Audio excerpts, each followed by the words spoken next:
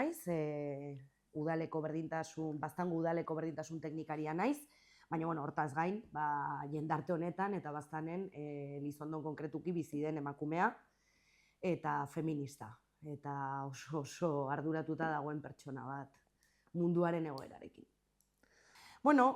Aurten eman izan diogu ikusgarritasuna gai honi, uste dugulako indarkeria matxistaren modurik krudel eta suntsitzailenetariko bat dela. Eta gainera oso ez ezaguna da, indarkeria mota honek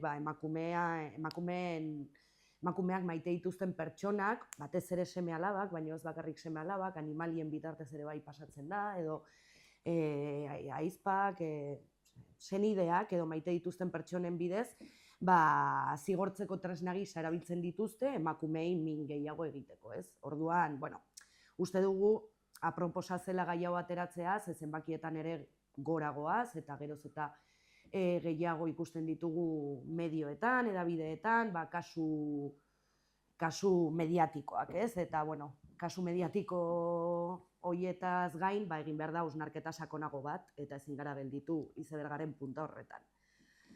Badago hau hitz egiteko oraindik, indarkeria mota hau ikusgarria egiteko eta modu apropos batean hartatzeko eta epaitzeko.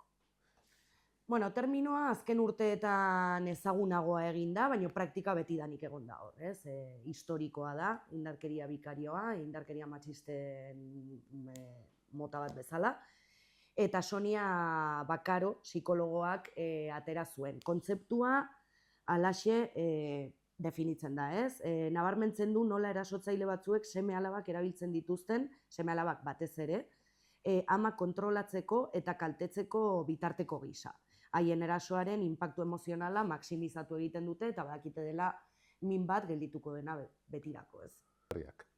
Indarkeria bikarioa litzateke gizon batek bere maiteen bitartez, batez ere seme-alabak erran duten bezala, emakumeari ahalik eta kalterik handiena eragiteko erabiltzen den indarkeria. Hori izanen litzateke kontzeptuaren definizio bat.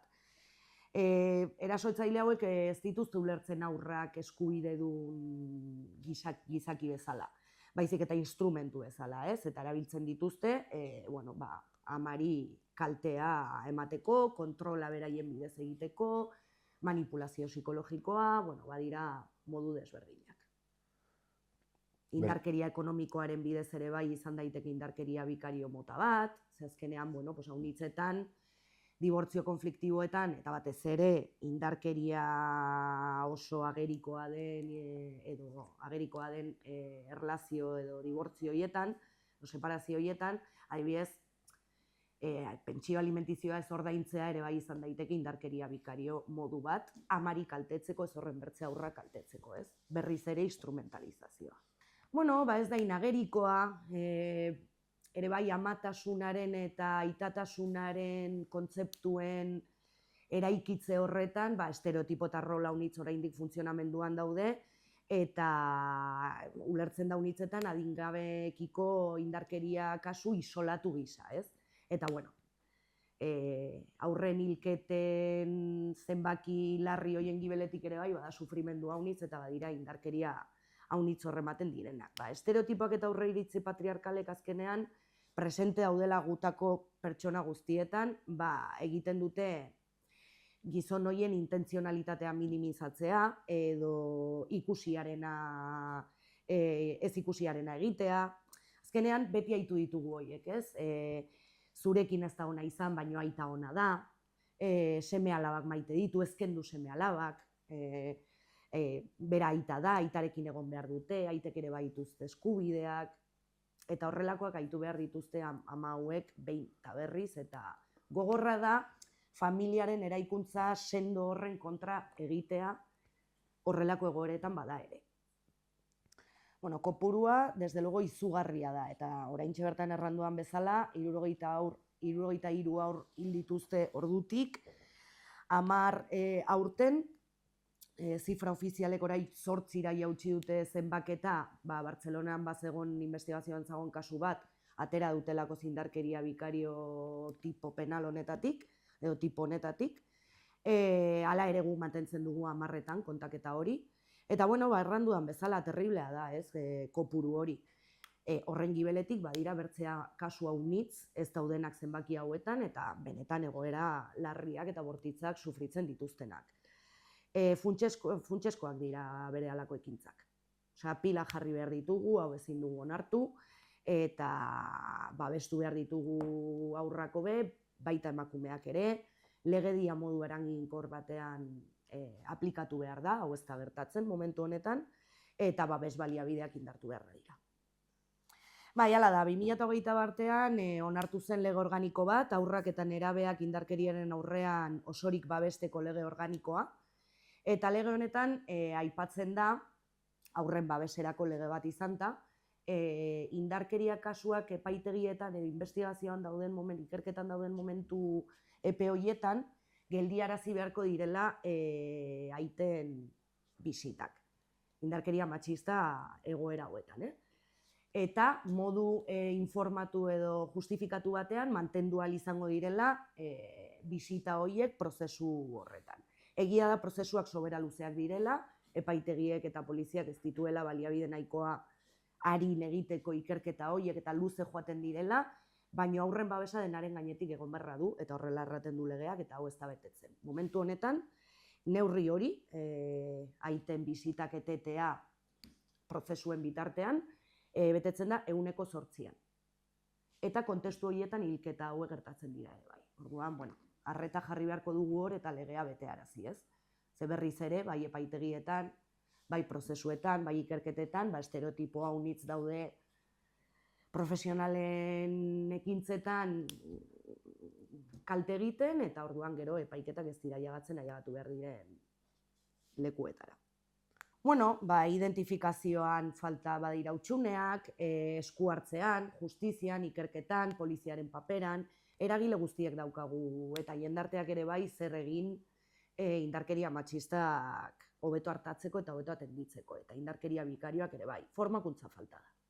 Beti bezala, behin eta berriz erraten dugu, denak eziak izan garela jendarte honetan, denek badaukagu eraikuntza hori, eta denek baditugu prejuizio, estereotipo haunitz sartuta, gorputzean eta gure jarduteko moduetan. Orduan, hor sentsibilizazioa, formakuntza eta hortan jarraitu beharra dugu. Bertzenaz ez ditugu emakumeak lagunduko haiek behar duten bezala eta merezi duten bezala.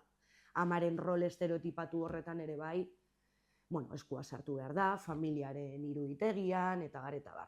Protokolo espezifikoa garatu behar dira ere bai. Badira oraindik gauza hunitz egiteko eta garatzeko, badaukagu lan handia. Daude gizartean. Momentu honetan, orai garatu dugun sensibilizazio kanpaina, dela justu indarkeria bikarioaren inguruan, egiten diren hitzaldiak jendea hurbiltzea hitzaldietara, ze indarkeria gaietan edo berdintasunaren edo desberdinkeriaren gaietan haunitzetan gertatzen zaiguna herritar bezala da pentsatzea nik ja badakit, ni ez naiz matxista edo neren inguruan ez dut indarkeria kasurik orduan informazio ez dut behar. Inoiz ez dakigu noiz ikusten algaren horrelako goera batean eta noiz behar ahal izan dugun informazio hau. Bai gure bizitzetan, bai ingurukoak laguntzeko, edo lanean momentu batean erabakion bat hartzeko, edo norbait babesteko. Orduan, animatzea mundu guztia parte hartzera ekintzetan, gauzak antolatzen dira, formakuntzak badira, interneten badira 10.000 milioi txarla eta hitzaldi eta konferentzia eta jardunaldi ikusteko, etxean, eta joan gaitezen informatzen.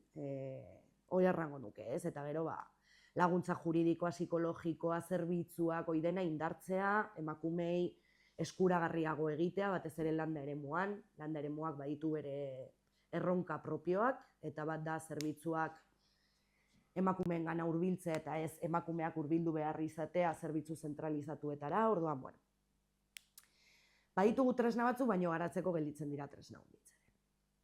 Gonbidatzea mundu guztia, orai erranduan bezala, ekintzetan parte hartzera, gaur izan genuen pasaren astean hitzaldi bat, antzerki bat ere bai, horrekin jarraituko dugu, eta gaur astelena badaukagu mugimendu feministaren mobilizazioak, bai Iruñerrian, bai Iruñerriko herrietan, eta baita Baztanen Malerrekan eta Bortzirietan ere bai. Orduan animatu mundu guztia, beraien babesa eskaintzera, informatzen eta formatzen jarraitzera. Eta batez ere, ez itxi begiak, ez?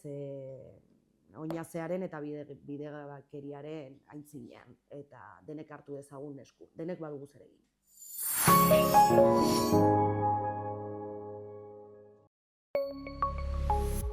Gobierno de Navarra. Nafarroako gobernua.